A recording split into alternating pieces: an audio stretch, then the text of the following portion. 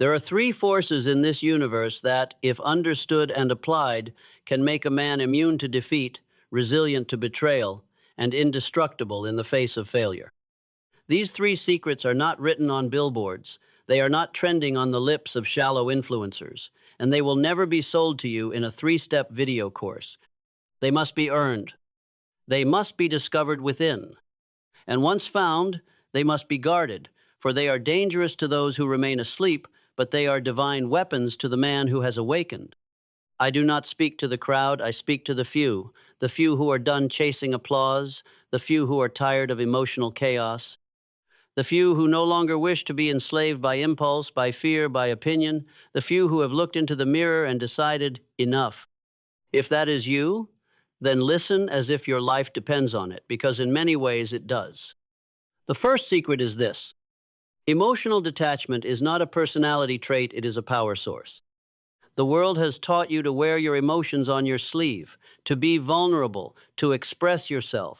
And I say there is wisdom in understanding your emotions, but there is greatness in commanding them. If you allow your emotions to dictate your decisions, you are not leading your life, you are reacting to it. And no man can build a legacy from reaction. Let me state this with the full weight of truth. If you allow emotions to govern your actions, you forfeit your power. But if you command your thoughts, you command your future. Emotional detachment does not mean you feel nothing. It means you feel everything, but you are no longer ruled by those feelings. It means you can be angry but not lash out. You can be afraid but not paralyzed. You can be insulted but not moved from your center. Why? Because you have chosen to detach not from life, but from the need to react. There is a sacred pause between what happens to you and how you respond. That pause is the birthplace of kings. Within that space, you decide your character. You do not owe your reaction to anyone, not to your critics, not to your past, not to your wounded ego. You owe your discipline to your future. And your future is shaped not by what happens to you, but by what you do with what happens. So I ask you, will you live as a thermometer changing with the environment, or will you become the thermostat, the one who sets the temperature? Only one becomes a leader. Only one creates change. Only one becomes free. The man who detaches is not cold, he is clear. He is not numb, he is dangerously deliberate. He is not unfeeling, he is unbreakable. Now you know the first secret. But I warn you, knowing is nothing. Only discipline breathes life into knowledge. So if you would wield this power, you must now train for it. Train your silence, train your stillness. Let others yell, whine, beg, and perform. You wait, you watch. You move only when it serves your vision. This is the posture of power. And now we arrive at the second secret, equally dangerous, equally liberating. Mental discipline is the gateway to freedom. If emotional detachment is your shield, mental discipline is your sword. You cannot rise above your circumstances if you cannot first rise above your thinking. A man's thoughts are his true empire, and most men, they are exiles in their own minds, ruled by random emotions, mental noise, and unexamined beliefs. They wake up reactive. They speak without precision. They pursue without direction, and they call it ambition. No, it is mental chaos. A man without mental discipline is a man with power leaking from every corner of his life. But the man who trains his thoughts, who begins each day by commanding his mind, shaping it, organizing it, that man becomes a storm with a purpose. He who cannot control his thinking will be controlled by those who can. Mental discipline begins when you stop outsourcing your attention. Turn off the world, sit with yourself, observe the disorder, and do not flee from it, organize it. Mental clarity is not a gift, it is a war you win through repetition. Wake early. Feed your mind first. Shape your first thoughts. Direct them before they direct you. Write your vision. Repeat it, envision it, speak it. This is not ritual. This is warfare. Your mind is not neutral. It is either your ally or your assassin. Every thought you entertain either builds your future or destroys your edge. Mental discipline means you respond, not react. You pause, then speak. You decide, then act. You commit, then build. It means your day is no longer an accident, it is a campaign. Now listen to me. You do not need a new strategy. You need a new standard. And that standard begins in the mind. A man who disciplines his mind does not need motivation. He is moved by the command of purpose. This brings us to the final, most secret of secrets. And I will say it softly not because it lacks power, but because only the stillest minds can hear it. Master the inner world and the outer will obey.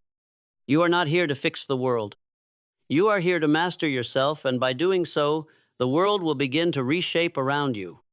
The weak chase external control. The wise seek internal command.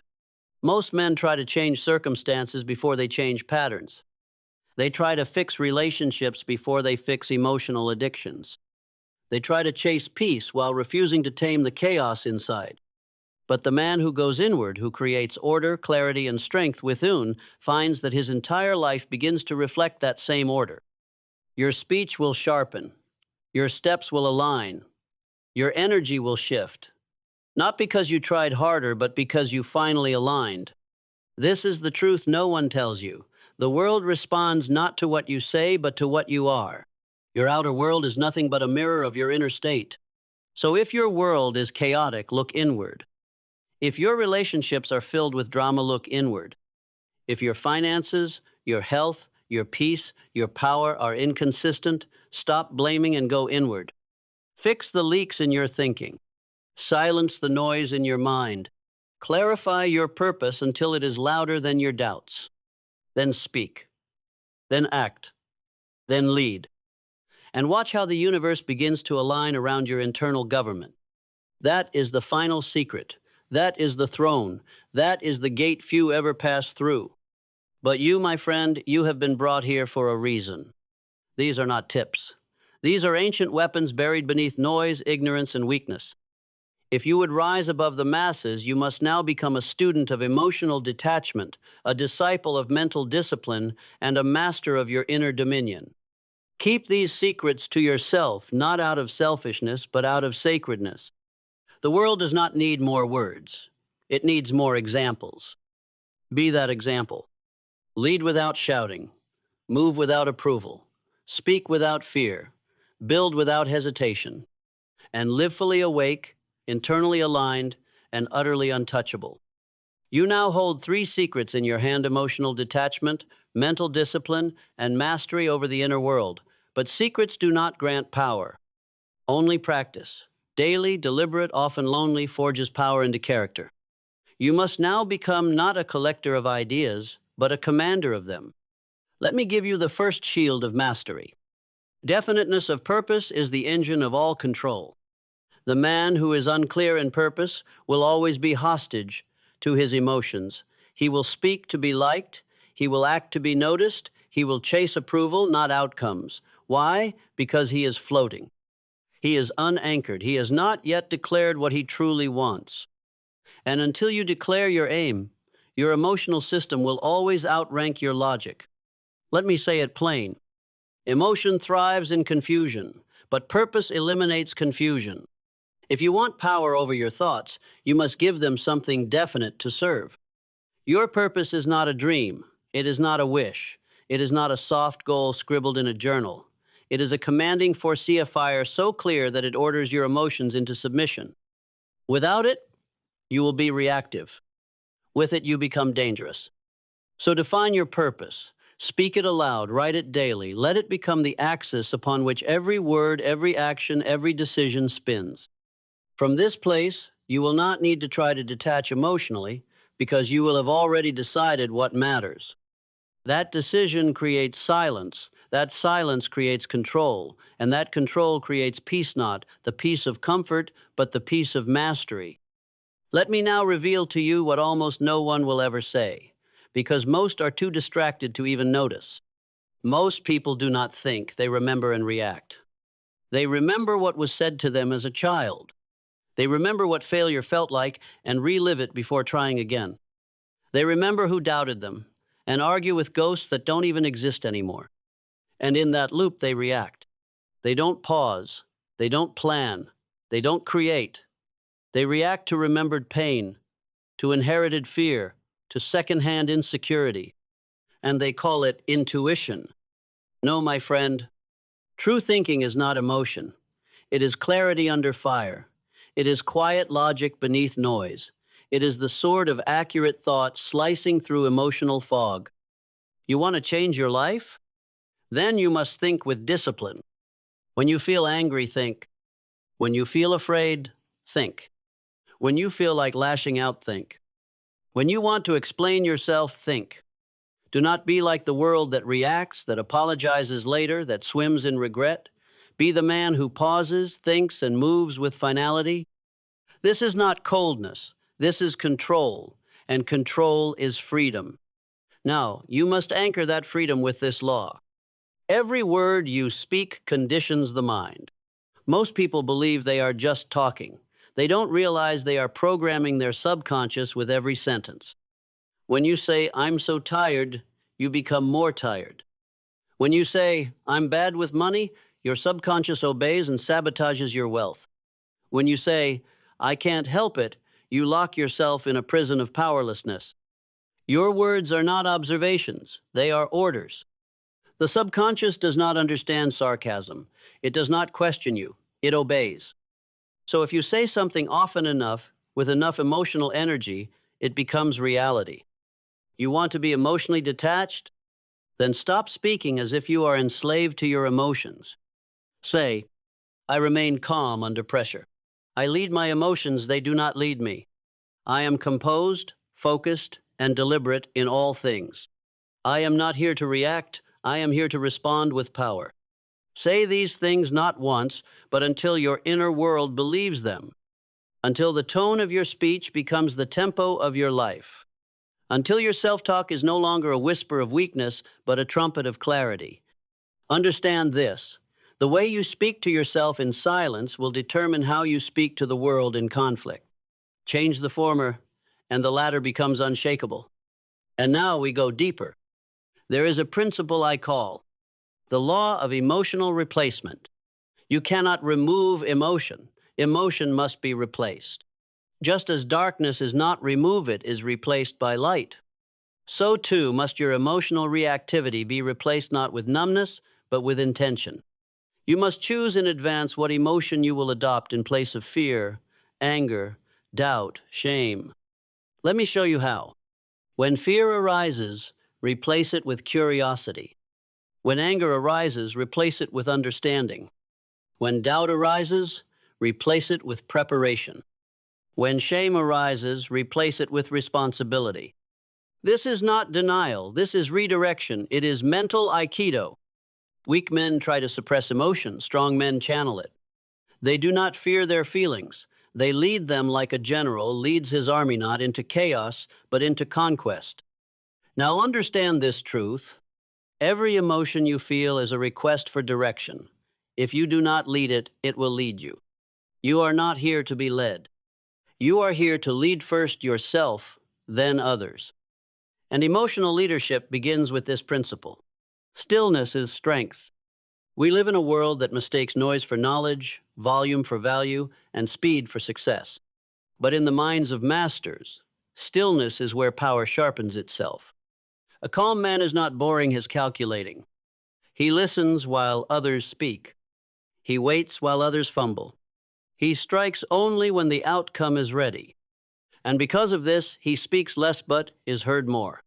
Stillness allows you to hear the true voice beneath the noise. It gives your instincts time to speak. It gives your purpose a clear signal. Stillness is the birthplace of accurate thinking, and accurate thinking is the bedrock of intelligent action. You cannot access vision in chaos. You cannot generate power while panicking. You must learn to sit with fire and not flinch. When you are still, you reclaim your time, your tone, your trajectory. You do not rush into arguments. You do not scramble to respond. You do not react to every jab. You look. You wait. You move with certainty. This is the mark of the mentally elite, and it is within your grasp. If you will only stop trying to win and start choosing to lead, especially when you feel emotional pressure. And now you are ready for the real choice, the one all this has prepared you for. Not the choice to know these principles, the choice to live by them. Because the truth is, knowing means nothing. Many know, few live, and fewer still live with such discipline that their communication becomes indistinguishable from their vision. That is the man the world follows. That is the man who builds wealth with silence, power with calm, and destiny with precision. That is the man who keeps the secret sand, lets the results speak. Now, you must confront the question that divides men into two classes, the aware and the unaware, the rulers and the ruled, the creators and the consumed. Who commands you when you do not command yourself? This question must not be brushed aside. For when you do not lead your emotions lead you. When you do not direct your thoughts drift into sabotage. When you do not control your focus is sold to the highest bidder. There is no neutral ground in the mind. It is either led or manipulated, governed or captured, trained or enslaved. And so I ask again, who commands you when you do not command yourself? Is it old fear? Is it social pressure? Is it childhood programming? Is it the voice of weakness disguised as reason? If you do not answer this, you will live as a stranger to your own power. You will walk with potential in your bones, but chains on your tongue. You will be alive, but you will not live. This is the truth. You are either conditioning your mind or your mind is being conditioned for you. There is no escape from influence. You must either be the influence or be influenced. If you choose the former, then you must now embrace the one practice that separates the average from the master. Intentional thinking. Intentional thinking is the discipline of choosing your thoughts before the world chooses them for you. It means you wake up not to check your notifications, but to issue orders to your mind. You say, today I think like a strategist. Today I respond like a leader. Today I speak only from calm. Today I decide before the world pressures me to react. This is not positive thinking. This is command thinking. You are no longer hoping your day goes well. You are architecting it, beginning with the blueprint of thought. And when your thoughts are set, your emotions fall in line. This is why your speech becomes clearer. This is why your mood stabilizes. This is why your conversations gain weight. Because you are no longer renting your attention, you own it. And ownership is everything. You will never be respected more than you respect your own thoughts. So hold them sacred, discipline them, guide them. Because if you cannot lead a thought, you cannot lead a business. If you cannot lead your emotion, you cannot lead a team. If you cannot lead your mind, you cannot lead a life worth remembering. And that is where we now arrive, not by accident, but by design. You are ready for the summit, the final threshold. Here is the third secret, again not whispered this time, but declared. He who masters his inner world will outlast, outgrow, and outperform every external obstacle. This is not poetic theory. It is proven truth. The economy will shift, trends will fade, environments will change, people will betray, circumstances will collapse. But the man who is still inside, who is ordered, quiet, anchored, powerful, will always rebuild. Because his power was never in things. It was in discipline. His advantage was never in approval. It was in clarity. His resilience was never in luck. It was in alignment. Let others chase the next wave. Let others fight to be heard. Let others react, rant, unravel. You stay still. You speak when it's time. You act when it matters. And you build not for attention, but for legacy. This is your edge. And here's the part no one wants to admit. Most will never choose this path. Most will remain emotional. Most will choose comfort. Most will confuse reaction for power. Most will fear stillness because it reveals too much of themselves. But you are not most. You are the exception that rewrites the rule. You are the signal in a world addicted to noise. You are the calm that creates chaos in the weak. You are the mind that moves mountains not with effort, but with decision. And now you must choose. Not someday. Now. To become the one whose life is no longer dictated by emotion. To become the one whose discipline no longer bends to mood. To become the one whose inner government is so ordered, so rooted that the storms of life bow before it. Let others shout. Let others prove. Let others beg for respect. You become it. Silently. Consistently. Unapologetically. Because power is not volume. It is presence. It is precision. It is peace in a world at war. And you have now been given the blueprint. Emotional detachment equals freedom from reaction. Mental discipline equals power over the mind. Inner mastery equals influence over all outcomes. These are the three secrets. They do not require permission. They do not seek validation. They do not depend on anything outside of you. And that is why they work. Guard them, refine them, practice them, and above all, do not explain them. Live them so fully, so consistently, so decisively that people will feel your presence before you speak and remember your words long after you've left the room. Let your actions do what explanations never could, and let your stillness say what noise never will. Now go. Build the kind of mind you would follow into war. Speak the kind of truth you would trust with your future. And become the kind of soul who does not need the world to believe in him because he has already decided to believe in himself. This is your time, not because someone told you so, but because you finally told yourself, and that changes everything. You have come too far to play small. You have seen too much to pretend you are blind. You have tasted the truth of self-command, and now, to return to your old ways would not merely be weakness, it would be betrayal. Not betrayal of the world, betrayal of yourself. For you were not born to exist in reaction. You were not designed to drift between moods, to argue for your limits, to beg for peace while sowing mental chaos. You were designed for dominion, to become one of the rare few whose mind becomes a weapon of precision, whose silence carries more weight than another man's noise, whose every word is carved from clarity, not tossed like leaves in the wind of emotion. Do you not see? This world bows not to power, but to presence. And presence can only come from mastery over self. You cannot fake it. You cannot borrow it. You must become it. And to become it, you must now do what 99% of people will never do. You must say, from this moment forward, I am no longer available for emotional slavery. I no longer serve my impulses. They serve me. I no longer react. I choose. I no longer seek peace outside of me. I create it within me. And when you say this not with your mouth, but with your life, you will feel it. The shift, the silence, the stillness, the power. It won't be loud. It won't be dramatic, but it will be unchangeable. You will wake up different.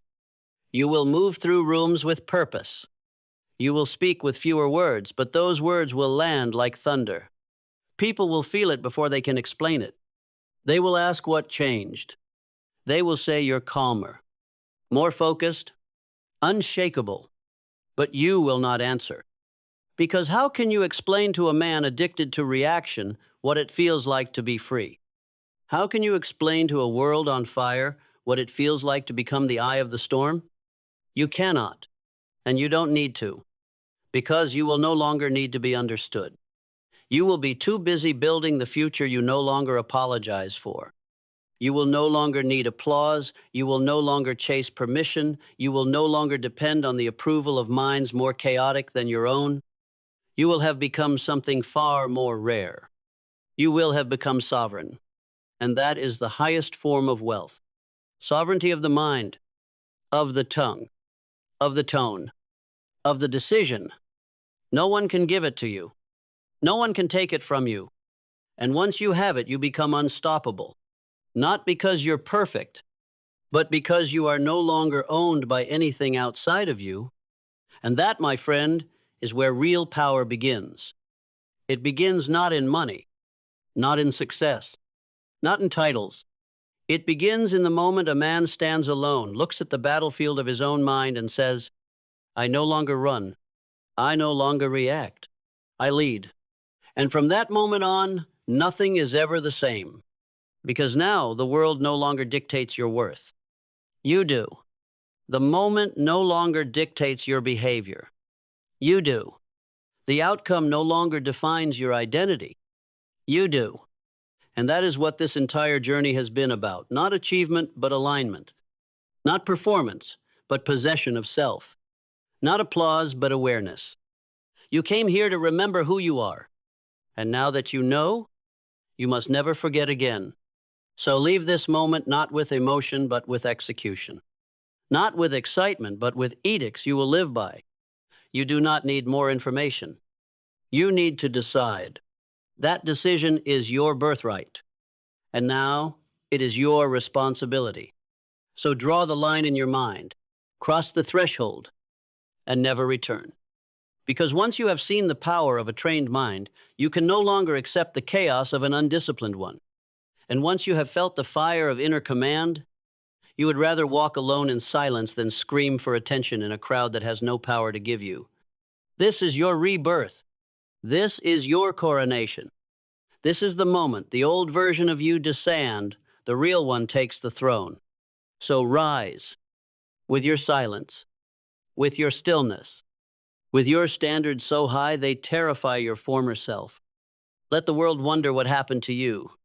Let them guess how you changed, but never explain it, because some secrets are too sacred to speak. And the greatest ones, the ones that truly change your life, you keep them to yourself, and you let your results do all the talking.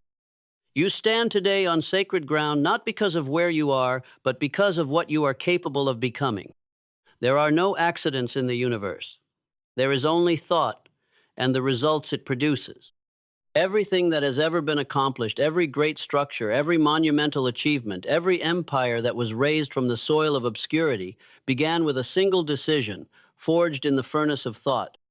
If you would rise to greatness not merely in the eyes of the world, but in the dominion of your own soul, then you must come to terms with this. You are not your environment. You are your decisions. And the most consequential decision you will ever make is this: to master the way you think. The man who commands his thoughts commands his destiny.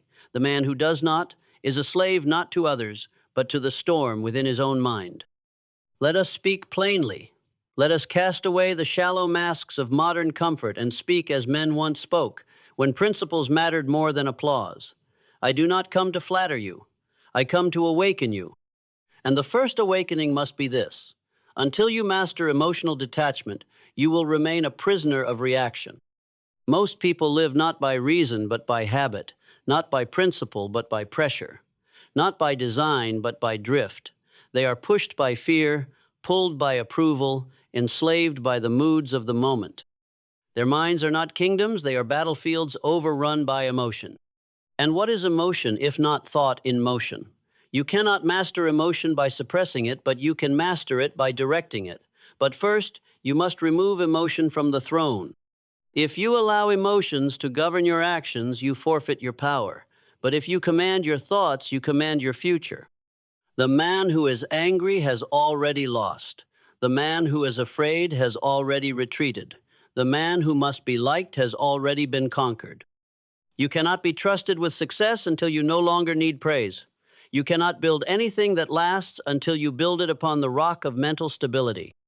And that stability begins with detachment, not from purpose, but from reaction. Understand this clearly. Emotional detachment is not indifference.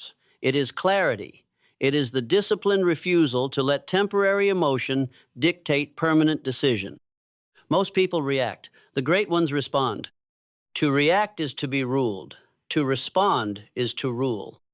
Now let us go deeper into the chamber of cause and effect, the place where destiny is not predicted but constructed.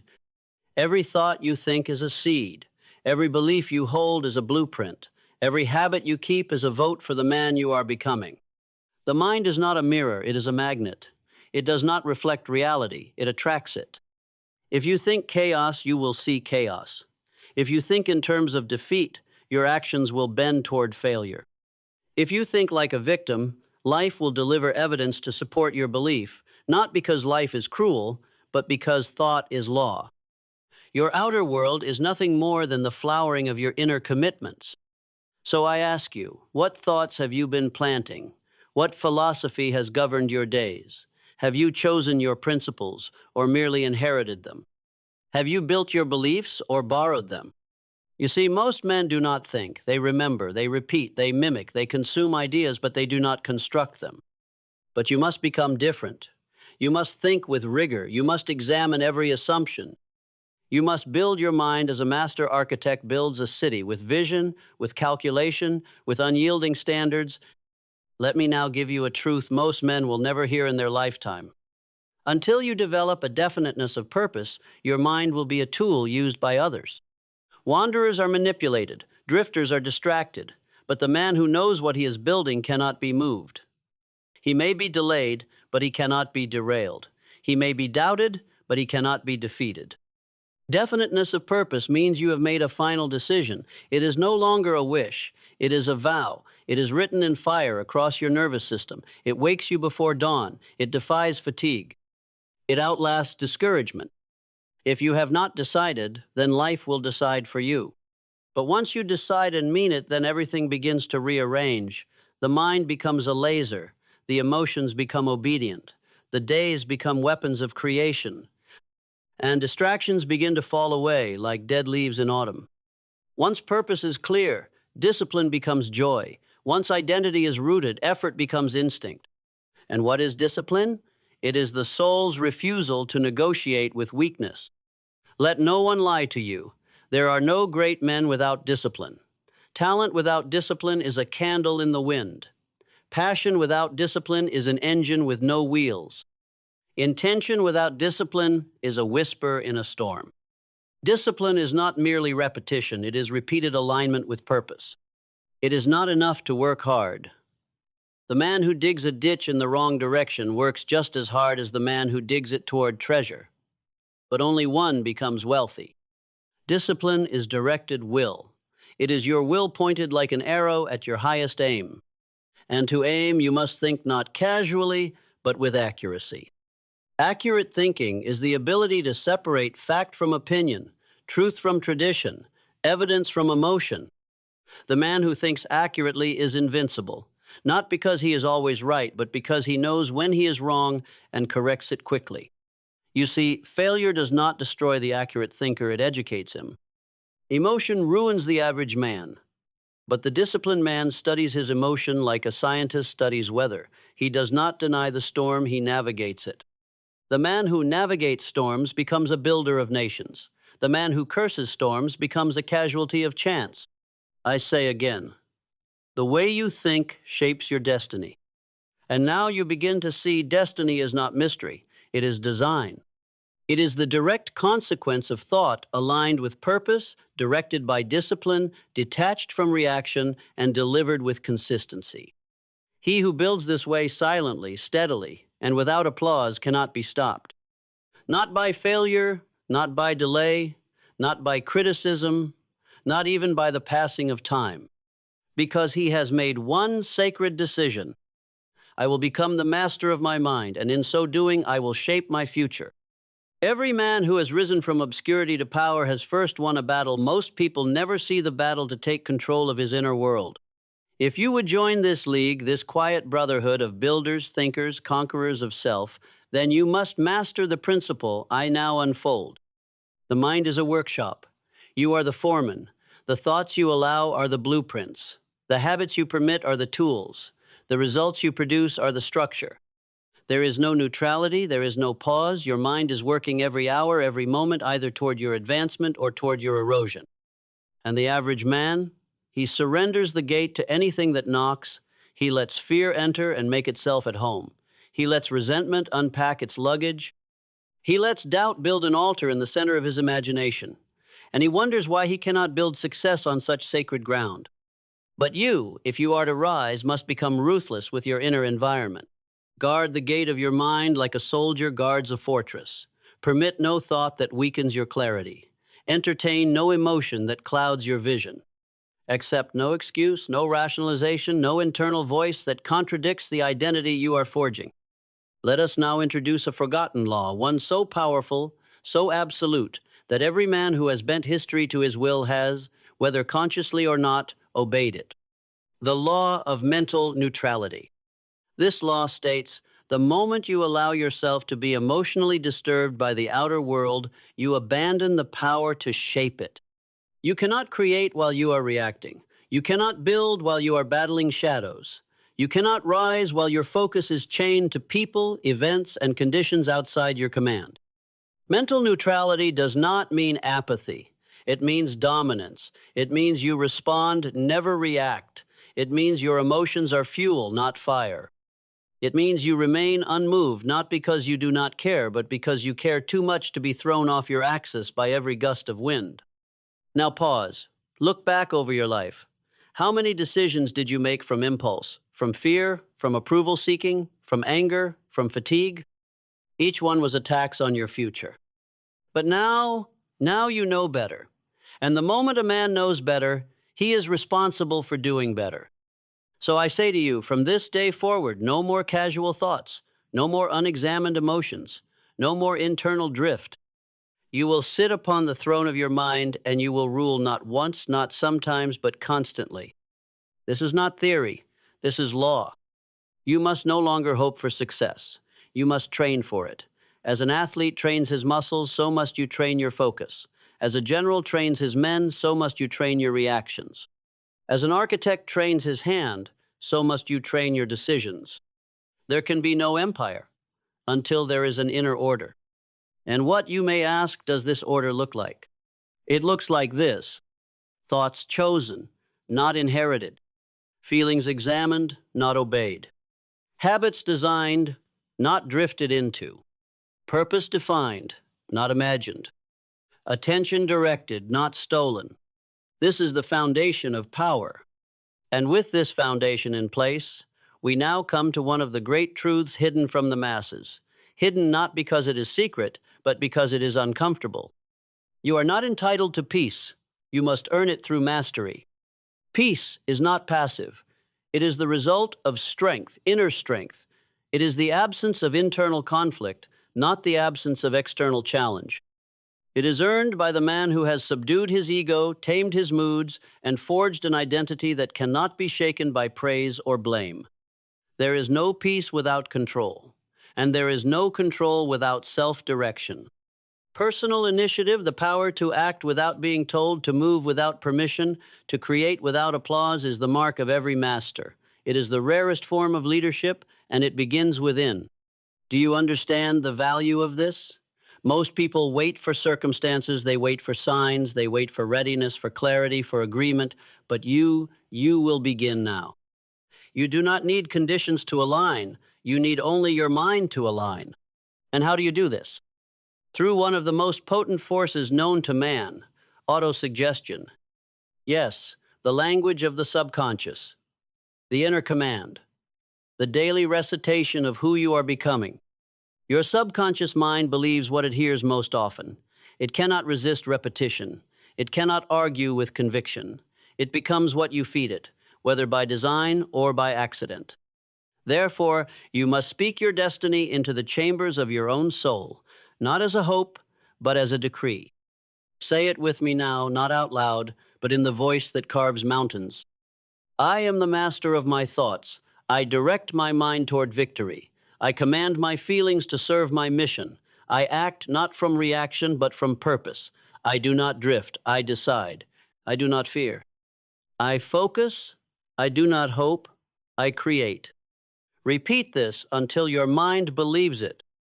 Repeat this until your habits reflect it. Repeat this until your results prove it. You are not weak. You are simply untrained. And training begins with the consistent act of conscious thought. Now hear this well. Your outer world will never exceed the limits of your inner standards. Raise your standards and your results will chase you. Lower them, and nothing, not money, not opportunity, not luck, can save you from decline. And what are standards but the boundaries you refuse to cross even when it's hard? When you say, I will not betray my discipline, that is a standard. When you say, I will not abandon my goal for a moment of comfort, that is a standard. When you say, I will not think thoughts that weaken me no matter how tempting, that is a standard. And the man with standards is invincible, because even in failure, he remains aligned. And alignment, my friend, is more powerful than talent, more enduring than charisma, and more effective than applause. If you would rise, truly rise, then build a code. Not a wish list, a code. A personal constitution, a mental iron law, a standard of behavior that you live by whether anyone sees or not. This, above all else, is the measure of success, integrity with self. There is a point at which philosophy must become personal. It must cease to be an abstraction and become a command. For ideas without discipline are like blueprints without bricks. They are dreams without substance. And the man who entertains dreams without direction is not inspired, he is asleep. So I say this to you now. Make your life the laboratory of principle. Do not merely admire truth, apply it. Do not merely discuss greatness, demand it of yourself. Do not merely learn discipline, live it until it becomes indistinguishable from your identity. You cannot read your way into strength. You cannot watch your way into power. You cannot like, share, or save for later your way into greatness. You must become. And becoming is the act of taking an idea and making it rule over every thought, every emotion, every action, until it reshapes the structure of your life from the inside out. Take, for example, the principle of self-discipline. It is not merely the act of doing what must be done. No, that is only the surface. Self-discipline is the soul's refusal to break its own laws. It is the highest form of self-respect to treat your own standard as sacred. The undisciplined man believes in convenience. The disciplined man believes in cause and effect. The undisciplined man waits for motivation. The disciplined man moves because his identity demands it. The undisciplined man obeys mood. The disciplined man commands it. And that is the difference between those who live with power and those who merely survive by habit. Discipline is not punishment. It is honor to your future, to your mind, to the destiny that waits in silence, hoping you will finally show up. There is no greatness without it, and there never has been. Think of the pianist who plays with precision. He does not guess, he has trained. Think of the warrior who moves with certainty. He does not flinch, he has trained. Think of the thinker whose words cut like lightning through the fog of opinion. He does not stumble, he has trained. And so must you. Because the world will not move for your intentions. It will only move for your execution. Now listen carefully. The mind must be trained not only to think, but to think cleanly. That is, without distortion. Which brings us to the principle of accurate thinking. This may be the rarest of all disciplines, for it demands that you cast aside everything you wish were true in favor of what is. The accurate thinker does not build his life on emotion, tradition, or public opinion. He builds on truth. He is not seduced by slogans. He is not manipulated by headlines. He is not controlled by culture. He examines everything with the sharpness of a blade. He does not believe something because it feels good. He believes it because it works. And when it stops working, he discards it. That is strength. If you are to become truly free mentally, spiritually, financially, then you must train yourself to ask this one question about everything. Is this accurate or is this convenient? Is it truth or tradition?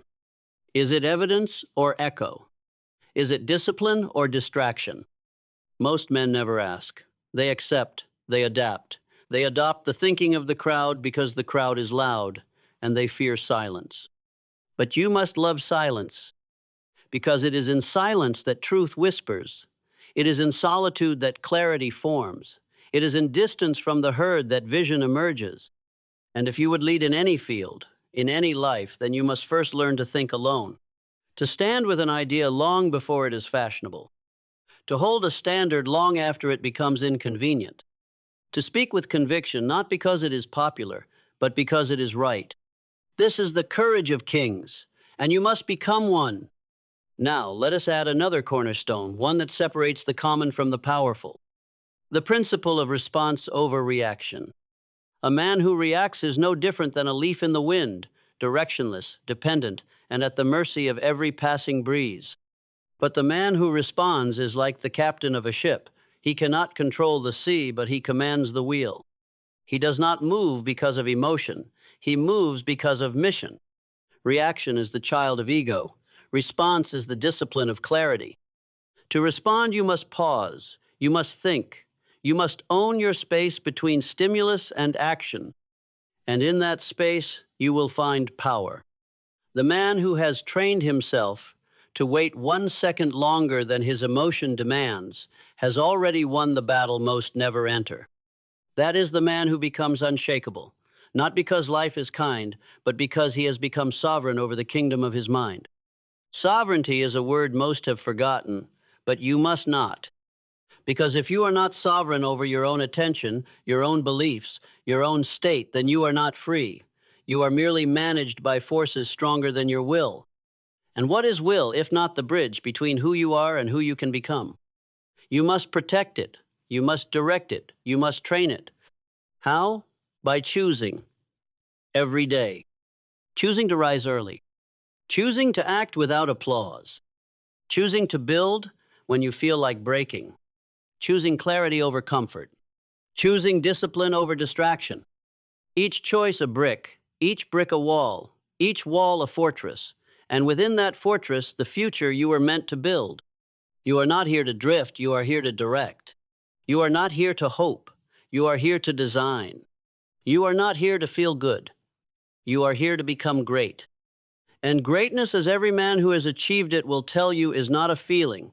It is a choice, made daily, enforced hourly, protected ruthlessly. So I say this to you now, build the mind before you build the life. Because the life will always rise or fall to the level of the mind that commands it. And the mind that is undisciplined is not a gift, it is a liability. But the mind that has been forged by silence, by study, by standards, by self-command becomes the most powerful force in the world. It becomes destiny. You now understand that the way you think can shape your destiny?